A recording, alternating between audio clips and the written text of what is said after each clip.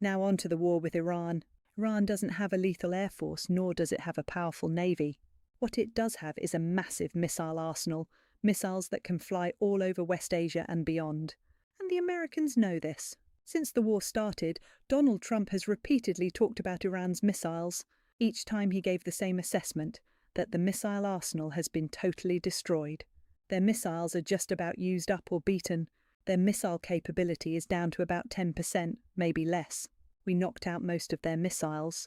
That's why you see missile attacks, but they're down. They're sputtering. Destroy all of their crazy nuclear weapons and missiles and drones that they're building.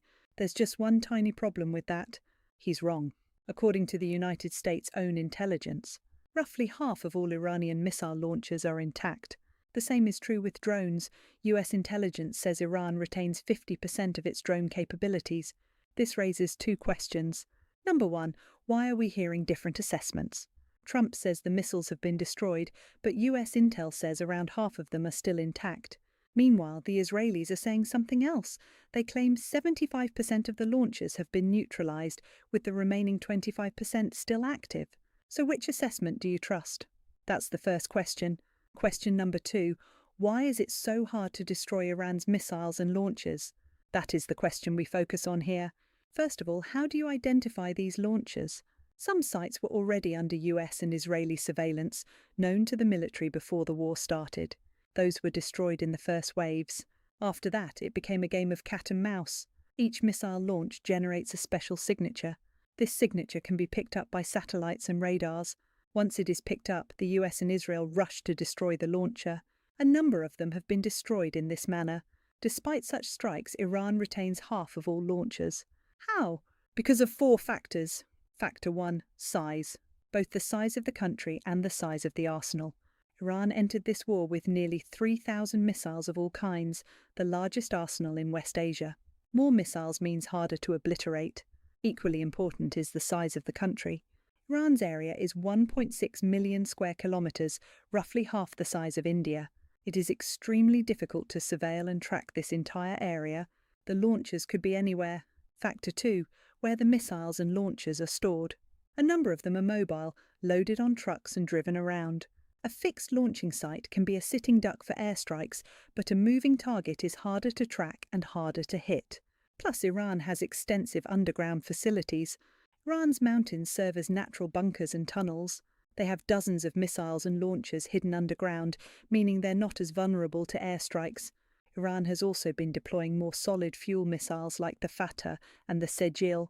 A liquid fuel missile has to be refueled before launch. But a solid fuel missile is always ready. You can store these missiles with the fuel inside them. A liquid fuel missile needs logistical support for refueling. The solid fuel ones do not. This is crucial for avoiding detection. Factor 3, decentralized command. Iran's missile commanders have surprising amounts of autonomy. They don't wait for orders from Tehran. This keeps the missiles and launchers nimble. Commanders are free to make calls when attacked. They can move their assets around without orders from above. Basically, there are fewer battlefield handicaps. Factor 4, technology and know-how. Iran is still producing around 40 missiles per month. Their scientists and engineers have the knowledge and the experience. Those are two things you cannot bomb away. You can destroy the factories. You can destroy the launchers. But you cannot destroy what's inside the minds of Iranians. The United States is also adapting. The Americans are now using heavy bombers over Iran, hoping to pierce through bunkers in missile cities. There have also been attempts to bomb the entrances to these facilities.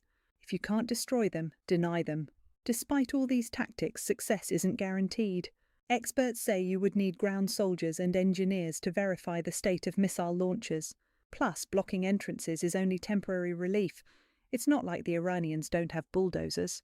As of now, the United States has not completed its objective of destroying Iran's missiles, and indications are they won't be able to, not unless they escalate significantly.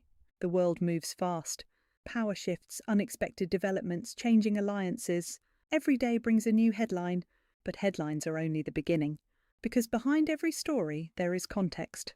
There are consequences, and there are questions worth asking. I'm Nova Sterling. Thanks for watching, and I'll see you in the next one.